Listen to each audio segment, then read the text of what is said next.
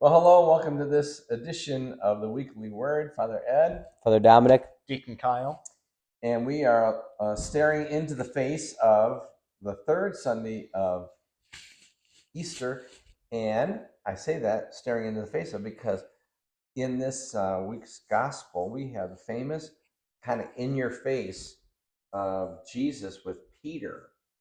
And so you'll remember, it was a little, I'm sure it was an uncomfortable encounter at first for Peter. Jesus is fine as always, because you remember Peter had denied Jesus 3 times, and Jesus predicted that Peter would deny Jesus 3 times, before the cock crowed, and Peter had doubled down on his, oh no, I'm with you, I'm all in, so we have what I think theologians call is the rehabilitation of St. Peter. So the gospel story this week has something to do with the passion narratives that we have heard when Peter denied the Lord. So I don't know if anybody wants to pick up there or. Yeah, I think it's really a beautiful moment of this Easter season for to see Peter's um, kind of ability to be reconciled with Christ, to bounce back, and then in our first reading, we see kind of the future of Peter from that moment. So we see Peter's fervor and his zealousness for Christ, his leadership. Then we see his kind of dark period of falling away and feeling ashamed of, or scared at least, of his following Christ. But then in that re-encountering of Jesus, in that coming back to recognizing what first brought him to Christ, then we see in our first reading, he and the rest of the disciples could not shut up about Jesus. So you think about, by that, like that little campfire, that, or the what was it, that Beach fire, breakfast. or, well, no, like the fire that he denied Christ. Oh, right, It was yeah. like a little, not dumpster fire, but anyway. I imagine like one of those steel Like oil drums. oil drums. They didn't have that back then, but around that fire, he's just kind of like, they're like, "Oh, Jesus?" He's like, "No." But then in the Acts of Apostles, he and the rest of the guys are like, "Jesus, Jesus, Jesus, he's awesome. Jesus is great." And then the Sanhedrin's like, "Shut up, you can't say that." And they're like, "Jesus, So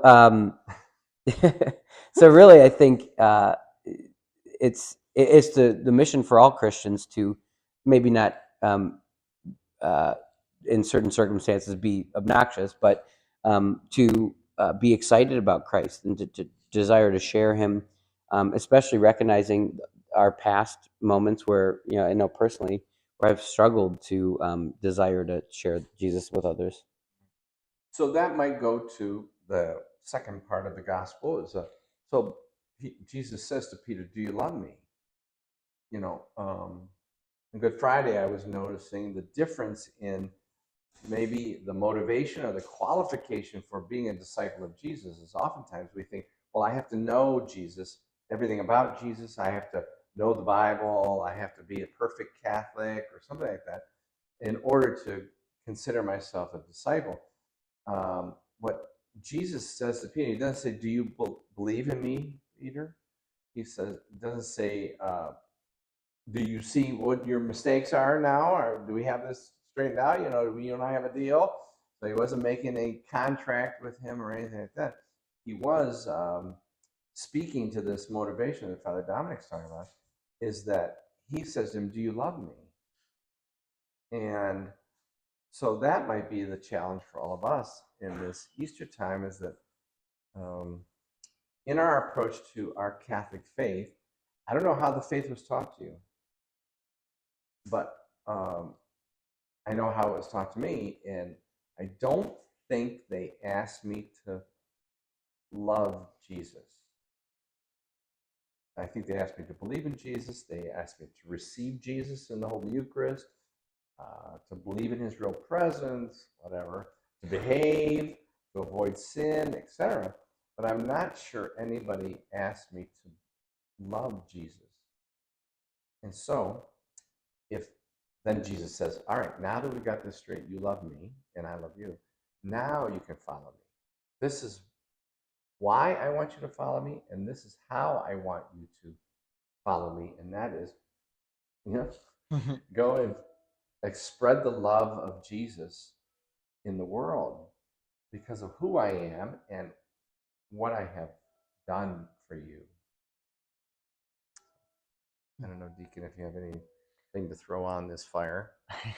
Yeah, I kind of thinking to Holy Week and the reading of the Passion narratives too. One of the parts of those readings that always struck me, when we're proclaiming it kind of in parts with the people, that people seem to get very energetic in crying out, "Crucify him! Crucify him!" I like that part. But so this gospel is really a great and a beautiful remedy for us too, right? Kind of, because that can maybe be traumatic to even thinking about, like, okay, yes, crucify him, but no, the love of Christ that surpasses even our sinfulness, our brokenness. And so this question that Christ poses to Peter, do you love me, is really a beautiful question that we can return to in prayer over and over and over again. And maybe sometimes we give the answer that Peter did, Lord, you know everything. Of course I love you. But then maybe sometimes there's the part in prayer where we say, well, I did this, I did this, I did this. I don't know if I can say that I love you because I haven't lived it out. But Lord, you know in my heart I love you. So just a part of prayer that we can continually return to. Yeah. So it's a lovely thing for us to think about. Why are you and why am I following Jesus? I think, obviously, in the wake of Pope Francis' death, we might want to, I don't know if anybody has said this yet on TV or somewhere, but I think Pope Francis's gift and charism as the Holy Father was, I think it was obvious in what he said, and more importantly, in how he loved, that he first and foremost loved Jesus. And I've always heard him encouraging me, regardless of the circumstances, as to, well, go ahead and see, find, and encounter the Jesus in front of you and love him there. So it might be a good, as we are praying for him and his eternal rest, also consider whether or not we can listen to his teaching and follow him the way he followed Jesus. All right. Peace.